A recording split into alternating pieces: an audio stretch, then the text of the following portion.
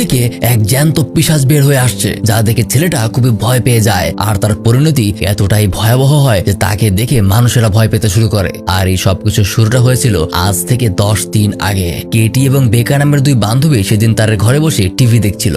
বাইরে সেদিন বৃষ্টি হচ্ছিল, তাই বেকা তাকে ভয় দেখানোর জন্য এক সপ্তাহ আগের একটা ঘটনা তাকে বলে। তারা নাকি শহরের বাইরে এক জঙ্গলে ক্যাম্পিং করতে গিয়েছিল। একটা ভিডিও টেপ সেখানে খুঁজে পেয়েছিল, যার ভেতরে খুবই অদ্ভুত কিছু দৃশ্য আর অনেক ক্রিপি কথাবার্তা ছিল। ফুটেজটা দেখার পরেই তাদের কাছে একটা কল এসেছিল, আর তাদেরকে বলা হয়েছিল এখন থেকে 7 নম্বর দিনে প্রত্যেকেই নাকি মারা যাবে। আর আজকে সেই 7ম দিন, যা শুনে কেটি বেকার জন্য ভয় পেতে শুরু করে। কিন্তু বেকা এসব কিছুতেই বিশ্বাস করে না। সে মনে করতে শুরু করে ওটা জাস্ট একটা প্র্যাঙ্ক ছিল, কিন্তু সে জানতো না বাস্তবে আজকেই হলো তার শেষ রাত। তারা যখন আলাদা আলাদা রুমে ঘুমাতে যায় তখন বেকা দেখতে পায় ঘরের টিভিটা অটোমেটিক অন হয়ে গেছে। তাই সে যখন টিভিটা বন্ধ করে ফেরত যেতে নেয় তখন আবারও সেটা অন হয়ে যায়। আর ওটাকে এইভাবে রেখেই যখন সে নিজের রুমে যায় তখন দরজা খুলতেই ভেতর থেকে এক অদ্ভুত কুয়োর দৃশ্য দেখা যায়। তার সাথে সাথেই বিভৎস একটা চিৎকারের মাধ্যমে বেকার মৃত্যু হয়। ডক্টর বলে তার হার্ট অ্যাটাকে মৃত্যু হয়েছে, কিন্তু এত অল্প বয়সে একটা মেয়ের যার শারীরিক কোনো সমস্যাই ছিল না, সে এইভাবে মারা যাবে এটা কেউ মেনে নিতেই পারছে না। এমনকি তার সাথের বান্ধবী কেটিও এখন পাগল প্রায় অবস্থায়, তাকেও মেন্টাল হসপিটালে ভর্তি করা হয়েছে। এই সবকিছু দেখে বেকার বান্ধবী, যার নাম হলো রিচার, সেও খুব চিন্তায় পড়ে যায়, কারণ সে একজন ভালো মানের জার্নালিস্ট। আর এই অযৌক্তিক মৃত্যুর যুক্তি খুঁজতে গিয়ে তার মাথায় কাজ করছে না, কারণ যদি এটা হার্ট অ্যাটাকের মৃত্যু হয়ে থাকে তাহলে তার চেহারার এমন অবস্থা কেন হবে।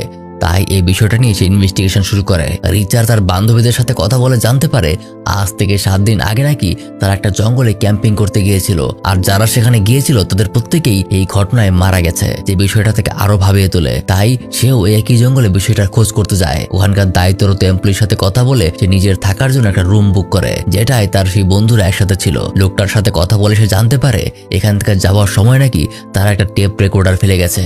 তাই রিচার ওই টেপটা নিয়ে ঘরে যায়, সেটা প্লে করে সে দেখতে শুরু করে। সবার প্রথমেই সে একটা অদ্ভুত বৃত্ত দেখতে পায়, তারপর একটা মই, চেয়ার টেবিল জাতীয় কিছু বিভৎস জিনিস, কিছু পোকামাকড় দেখতে পায় যে কোনো যুক্তি ছিল না। পাশাপাশি একটা মহিলার আয়নায় তাকিয়ে থাকা কিছু আইল্যান্ড, আরো এরকম ক্রিপি জিনিসপত্র ভিডিওতে ছিল।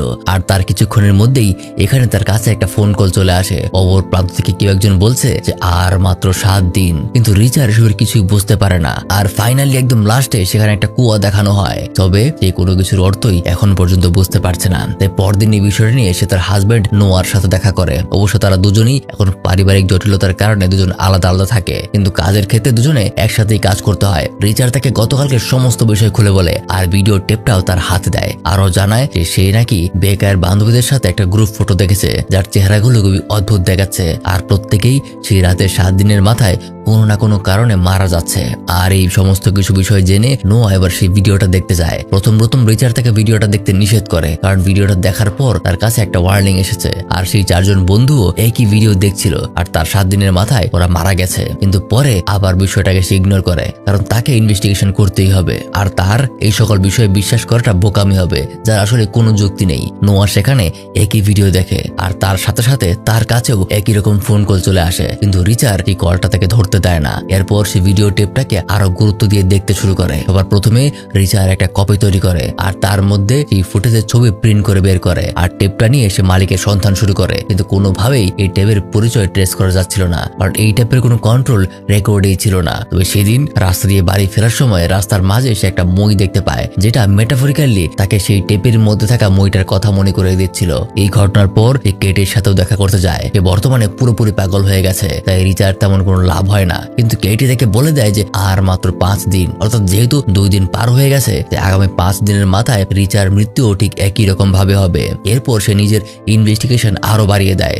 রিচার এই ফুটেজে দেখা আইল্যান্ডার এবং লাইট হাউসের লোকেশন বের করে। একটু ঘাটাঘাটি করতেই সে ওই ফুটেজে যে আয়নার সামনে দাঁড়িয়ে থাকা মহিলাটা ছিল তাকেও খুঁজে বের করে, যার নাম ছিল এনা মর্গান। সে এবং তার হাজবেন্ড একসাথে অনেকগুলো ঘোড়ার দেখাশোনা করত, কিন্তু হঠাৎ কেন যেন তার ঘোড়াগুলি নিজে থেকেই পানিতে ডুবে মারা যেতে থাকে। এই দুঃখ কষ্ট সইতে না পেরে একদিন সেও পানিতে ঝাঁপ দিয়ে নিজেকে শেষ করে দেয়। আর এই কথা শুনেই তার মনে পড়ে যায় নিজেকে শেষ করে দেওয়ার রিচার মুহূর্তটা তার টেপের মধ্যে সে দেখেছিল। অর্থাৎ কোনো না কোনো ভাবে এই সবকিছুর একটা না একটা যোগসূত্র আছে। নোয়ার সাথে কিছু অদ্ভুত ঘটনা ঘটতে থাকে। সে যখন যখন গ্রসারি শপে জিনিস কিনতে যায় তখন সিসিটিভি ক্যামেরায় তার চেহারাটাও বিকৃত দেখাচ্ছিল।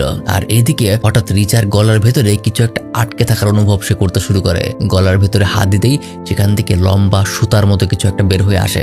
আর সেই কিছুটা সামনে যেতেই ঘরের মাঝখানে একটা বাচ্চাকে বসে থাকতে দেখে। ভয়ে ভয়ে বাচ্চাকে সে যখন জিজ্ঞাসা করতে চায় তখনই বাচ্চাটা তার হাত ধরে বসে। আর সাথে সাথেই সে কিছু ভীষণ দেখতে পায়। যে দৃশ্যগুলো দেখার সাথে সাথেই তার ঘুমও ভেঙে যায়, অর্থাৎ এটা তার সম্পূর্ণ স্বপ্ন ছিল। সে খেয়াল করে দেখে মেয়েটা তার যেই হাত ধরেছিল তার সেই হাতে ছাপ বসে গেছে। তাই এবার রিচার টার্গেট হলো এনা নামে সেই মহিলার তথ্য বের করা। জানতে পারে এনার নাকি একটা মেয়ে ছিল আর এনার হাজবেন্ড এখনো সেই আইল্যান্ডে জীবিত আছে। তাই সে নোয়াকে তার ছেলেকে দেখাশোনা করতে রেখে নিজে ওই আইল্যান্ডের দিকে রওনা হয়।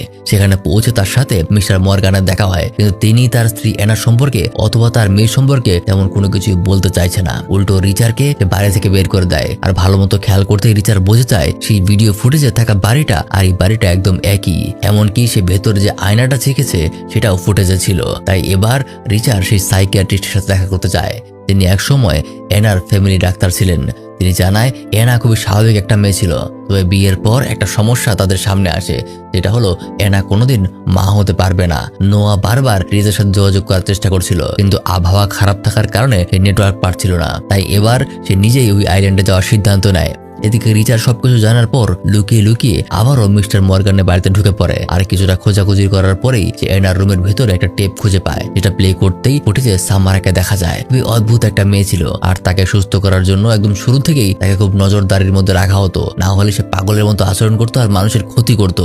মূলত এখানকার দৃশ্যই সে একদিন স্বপ্নে দেখেছিল। ফুটেজে সে বারবার বলছিল তার মা তাকে ভালোবাসে, কিন্তু তার বাবা তাকে ভালোবাসে না, তারা শুধু তার ঘোড়াটাকে ভালোবাসে, তাই আমি তাদেরকে শেষ করে দেব। আর সেই সময় পেছন থেকে মিস্টার মর্গান এসে তার উপর আক্রমণ করে। আর যখন সে সামনে ওই ফুটেজ দেখতে পায় তখন কি মনে করে যেন সে সোজা পেছনে চলে যায়। সে সোজা তার বাটটা বেগিয়ে নিজেকে কিছু বৈদ্যুতিক প্লাগের সাথে জড়িয়ে ফেলে আর বলতে শুরু করে, আমি জানি তুমি এখানে নিজেকে বাঁচাতে এসেছো, কিন্তু কোনো লাভ নেই, যে কখনোই অন্যের ক্ষতি করা ছাড়বে না। এই বলে লোকটা রিচার সামনেই নিজেকে শেষ করে দেয়, যা দেখে রিচা মাত্রাতিরিক্ত ভয় পেয়ে যায়। কিন্তু তখনই যেখানে নোয়া এসে পৌঁছায়, সে রিচারকে কোনো রকমের সামনে নেয়। আর সবকিছু খুলে ফেলার পর তারা দুজনে বিষয়টা নিয়ে তদন্ত করতে নেমে যায়। আর তাদের বাড়ির পেছনে যে ঘুরে রাখার জায়গাটা ছিল সেখানে তারা একটা অদ্ভুত চেম্বার খুঁজে পায়। সেখানে মই দিয়ে উপরে উঠে তারা দেখতে পায় ভেতরে একটা টিভি আর একটা চেয়ার পড়ে আছে, পাশাপাশি বাচ্চাদের জন্য কিছু খেলার জিনিসপত্র ছিল। কিছুক্ষণের মধ্যেই তারা এখানকার দেয়ালে একটা অদ্ভুত ছবি খুঁজে পায়। আরো কিছু খোঁজ করতেই তারা ফ্লোরের নিচে কিছু অদ্ভুত বিষয় লক্ষ্য করে। ফ্লোর ভাঙতেই তারা নিচে একটা কুয়া খুঁজে পায়, যার উপর একটা ঢাকনা লাগানো ছিল। যেখানে তারা ওই কুয়ার গভীরতা পরীক্ষা করতে গিয়ে কিছু একটা ছুঁড়ে মারে, কিন্তু ভেতর থেকে কোনো শব্দ আসছিল না। আর তখনই সেখানকার সবকিছু অদ্ভুত ভাবে পরিবর্তিত হতে শুরু করে। মেঝের পেরেকগুলি, টিভি সবকিছু অদ্ভুত আচরণ করতে থাকে। আর এক সময় রিচার কিছু একটা ধাক্কায় কুয়ার ভেতরে পড়ে যায়। উপর থেকে নোয়া চিৎকার করে তাকে ডাকতে থাকে, কিন্তু ভেতর থেকে কোনো আওয়াজ আসে না। আর ভেতরে রিচার তখন উপরের দিকে তাকিয়ে শুধু চিৎকার করছিল। কুয়ার মধ্যে পানি বেশি নেই, কিন্তু অদ্ভুত একদম বন্ধ করা পরিস্থিতি তৈরি হয়ে গেছে। এক সময় সে নোয়ার আওয়াজ শুনতে পায় আর তাকে এখানে থাকতে বলে। নিচে থেকে ওঠানোর জন্য দড়ি আনতে যায়, কিন্তু সত্য খোঁজাখুঁজির পরেও সে কোনো দড়ি খুঁজে পায় না। এদিকে কুয়ার মধ্যে রিচার ভয় প্রতি মুহূর্তে বেড়ে যাচ্ছিল, কারণ এমন এমন সব দৃশ্য সে কল্পনা করতে শুরু করে যেগুলো থেকে প্রচন্ড ভয় দেখাচ্ছে।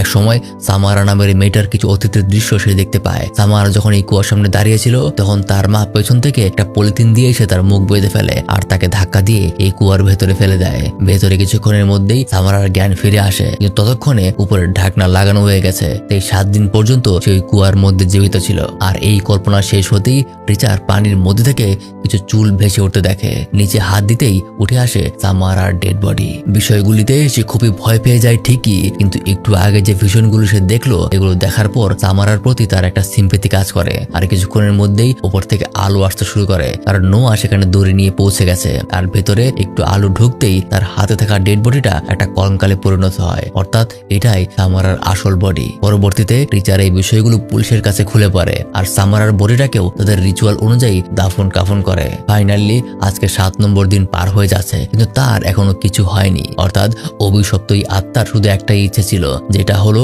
তার করুণ পরিণতি সম্পর্কে মানুষ জানুক। আর ফাইনালি তার শেষকৃত্যের মধ্যে দিয়েই এই অভিশাপের ইতি ঘটল।